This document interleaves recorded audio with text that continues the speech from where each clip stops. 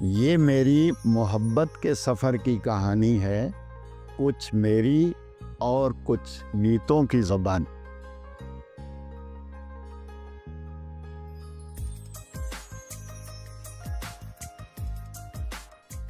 تو جب British rule ہوا تو جنگ آزادی میں بہادر شاہ ظفر کو قید کر لیا گیا، تو پھر مسجد سے بہت سی چیزیں اکھاڑ لی گئیں، جیسے باقی جگہوں پہ، یعنی شاہی قلعے سے بھی ریڈ فورٹ، لال قلعے کی بہت سی قیمتی جو دھاتیں تھیں وہ وہاں سے اکھاڑ لی گئیں، ان کو انگلینڈ لے جایا گیا۔ کہا جاتا ہے کہ مغل پیریڈ میں دنیا کی جی ڈی پی کا 25% انڈیا کے پاس۔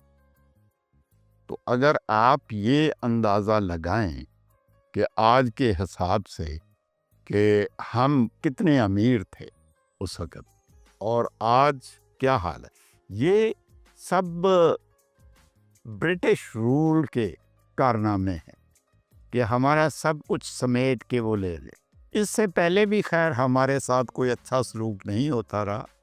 ہمارا جو کوہ نور ہیرا ہے وہ جس دھوکے بازی سے حملہ آوروں نے چھینا وہ بھی ایک تاریخ ہے، اور چلتے چلتے وہ ملکہ برطانیہ کے پاس جا پا، اور اس کے بارے میں یہ کہا جاتا ہے یہ کوہ نور ہیرا ایک نحوست کی نشانی بھی ہے۔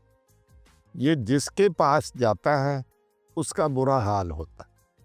تو ملکہ برطانیہ نے یہ سوچا کہ اس کو اس حالت میں مجھے قبول نہیں کرنا، تو اس کو 2 حصوں میں بانٹ دیا گیا۔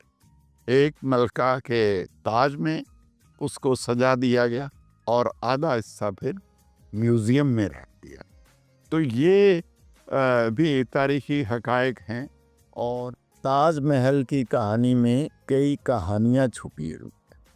کہا جاتا ہے کہ تاج محل کی سفیدی میں عشق بولتا ہے، ہر پتھر میں دل شاہ جہاں ڈولتا ہے۔ تو ایک اس کو دیکھنے کا ایک یہ انداز، اور ایک انداز یہ ہے کہ ایک برطانیہ کی شہزادی نے جب تاج محل کو پہلی دفعہ دیکھا اپنے ہسبینڈ کے ساتھ، تو اس نے دیکھتے ہی برملا کہا کہ اگر آپ میرے لیے تاج محل بنوا دیں تو میں ابھی مرنے کے لیے تیار۔ یہ ایک ایسا خراج عقیدت ہے شاہ جہاں کی محبت کو اور اس کی یادگار کو، کہ جس کو کسی اور سرٹیفکیٹ کی ضرورت نہیں۔ تو تاج محل میں جا کے ہمیں بھی بہت اچھا لگا۔ ہم نے صفدر صاحب کی اور اپنی بھابھی کی یادگار تصویریں وہاں بنوائیں، اور پھر ہم آگرہ سے لوٹ آئے۔ دلی میں بادشاہی مسجد، شاہی فورٹ دیکھا، اور وہ دروازہ بھی جسے خونی دروازہ کہتے ہیں، جہاں پہ بہادر شاہ ظفر کے بیٹوں کو پھانسی پہ لٹکایا گیا اور ان کے سر قلم کر دیے گئے، اور ان کی لاشیں لٹکتی رہیں۔ بادشاہ وقت کی یہ قسم و قدسی ہماری تاریخ کا حصہ ہے۔ بہرحال دلی کئی بار اجڑا، کئی بار بسا، لیکن قطب مینار اس بات کی گواہی دیتا رہے گا کہ کبھی یہاں پہ مسلمانوں نے ایک جنگ جیتی اور اپنی حکومت قائم کی۔ وہاں پہ التتمش کے مزار پہ جب میں گیا تو ان کو دیکھ کے بھی بہت اچھا لگا مجھے کہ ایسے عظیم انسان کی قبر پہ میں حاضری دے رہا ہوں۔ برٹش راج کے جہاں پہ بہت سے نقصانات ہوئے، ہم سے ہمارا پرائڈ چھین لیا گیا، سب سے بڑی بات تو یہ۔ لیکن اس کے کچھ فوائد بھی ہوئے. ہم اگر دیکھیں گے جی اس کا کوئی فائدہ نہیں، تو یہ جو ریلوے کا نظام ہے یہ، اور یہ جو ہمارا اریگیشن سسٹم ہے، ہماری کینالز ہیں، یہ برٹش راج کی ہی دین ہے. اور اگر ہم اس کو دیکھیں کہ اس کے صرف ایک اینگل کو دیکھیں تو ہمیں اس کا ایک تصویر کا ایک رخ نظر آتا ہے، اور اگر دوسرے کی طرف سے دیکھیں تو ہمیں چیزیں مختلف نظر آتی ہیں. تو یہ جو ہے نا ہمارا جو اگر تاریخی طور پہ ہم دیکھیں تو یہ کینال سسٹم چائنا میں انٹروڈیوس ہوا تھا سب سے پہلے 5000 سال پہلے تقریباً، اور پھر یورپ میں بھی ہوا، لیکن بہت بعد میں. جو گرینڈ کینال آف چائنا ہے وہ بیجنگ سے وہ نکلتی ہے، بیجنگ کے قریب. تو یہ ایک بڑا کارنامہ تھا. اور اگر آپ دیکھیں ویسے جو ہماری تہذیب ہے عراق کی، وہاں پہ بھی یہ اریگیشن کا سسٹم تھا. اور ہندوستان میں اگر ہم دیکھیں تو فیروز شاہ تغلق جو ہیں ان کے زمانے میں سب سے پہلے یہ انٹروڈیوس ہوا یہاں پہ انڈیا میں. اور پھر مغلوں نے اس کو، یہاں جو ہمارا شالامار گارڈن ہے اس کے لیے خصوصی طور پہ نہر بنوائی گئی تھی جو اس کو سیراب کرتی تھی. لیکن جو ہم نے فوائد اس سے اٹھائے اریگیشن سسٹم سے، یعنی میری مراد نہر اپر جیلم سے جو ہمارے گاؤں آبائی گاؤں ٹھل کے قریب سے گزرتی ہے، اور پھر جو ہمارا موجودہ گاؤں ہے چک نمبر 18 اس کی زمینوں کو بھی سیراب کرتی ہے. تو یہ 1913 میں شروع ہوا تھا اور 1916 تک تقریباً یہ کمپلیٹ ہوئی. اور پھر ہمارے دادا جی نے جب ان کو زمین الاٹ کی گئی یہاں پہ ڈسٹرکٹ منڈی بہاؤالدین میں، تو پھر وہ یہاں پہ ہجرت کر آئے ہمارے آبائی گاؤں ٹھل سے، اور پھر یہاں پہ زمینیں آباد کی. میں پہلے بھی ذکر کر چکا. تو یہ سب اس نہری نظام کے فوائد ہیں جو ہم نے سمیٹے. ویسے یہ پوری انڈیا میں بھی، اور پھر سندھ میں، اور پھر کئی اور چناب سے نہریں نکالی گئی، اور بعد میں یہ لوور جیلم بھی بنی، اور منگلا ڈیم بنا، اور تربیلا بنا. تو تربیلا بھی دیکھنے کا مجھے اتفاق ہوا بہت بچپن. وہاں میرے ایک دوسرے پھوپھا، ایک تو میں ارشاد احمد صاحب کا ذکر کر چکا ہوں، وہ دوسرے اقبال صاحب تھے، وہ ان کی پوسٹنگ وہاں تھی تربیلا میں. تو یہ انڈس بیسن ٹریٹی کا ایک اعجاز تھا، منگلا ڈیم اینڈ تربیلا. تو یہ دونوں ڈیم جو ہیں دونوں ہی میں نے دیکھے بہت ارلی ایج میں. اور جو اسپیشلی تربیلا دیکھ تو وہ ایک ہیوج سٹرکچر ہے اور ایک بڑا کارنامہ ہے ایک لحاظ سے. تو اقبال صاحب چونکہ ہمارے پھوپھا وہاں رہتے تھے تو مجھے یہ بہت ارلی ایج میں اس کا ایکسپیرینس ہوگا. تو یہ بھی انڈس بیسن ٹریٹی کے تحت بہت سی اور لنک کینالز بنی اور پورے پاکستان میں خوشحالی آئی.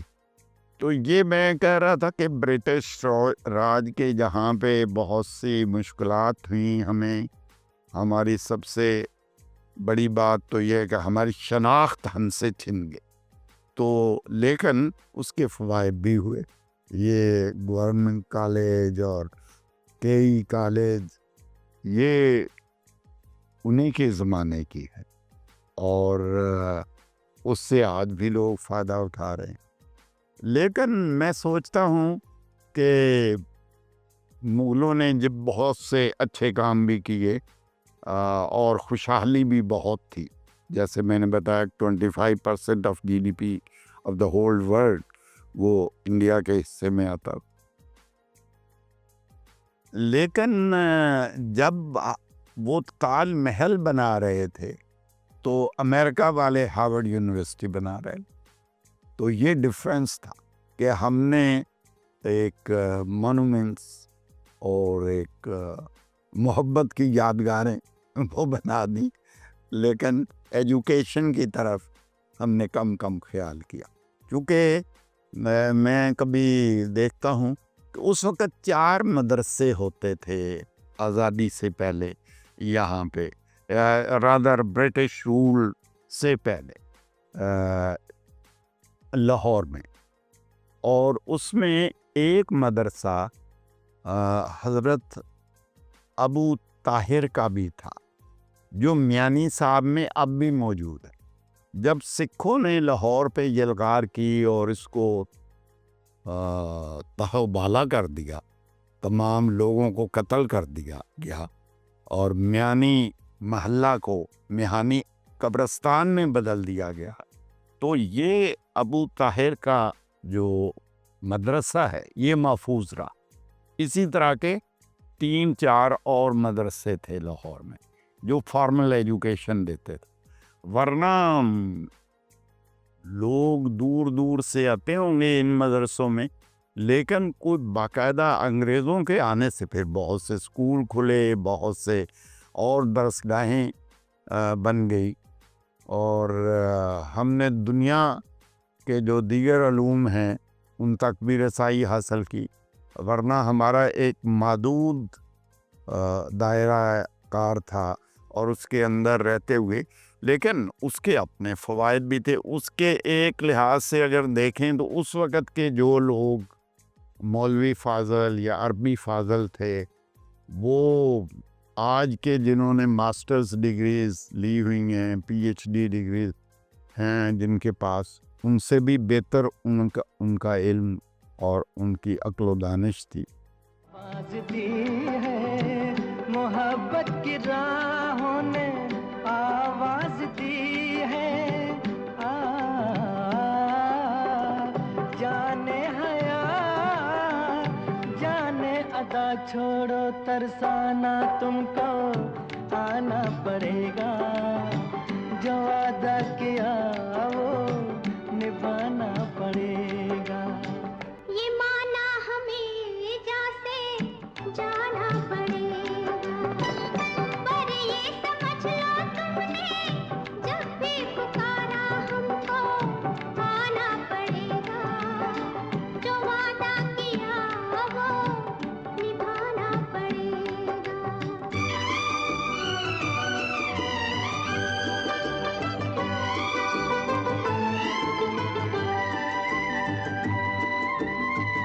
ہم اپنی وفا پہ نہ الزام لیں گے، تمہیں دل دیا ہے تمہیں جا بھی دیں گے،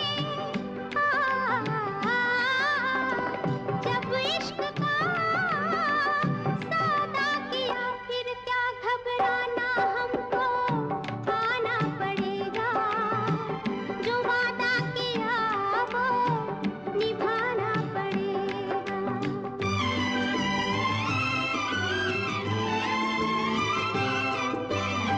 زندگی کے سفر چمکتے ہیں جب تک یہ چاند اور تارے، نہ ٹوٹیں گے اب عہد و پیما ہمارے،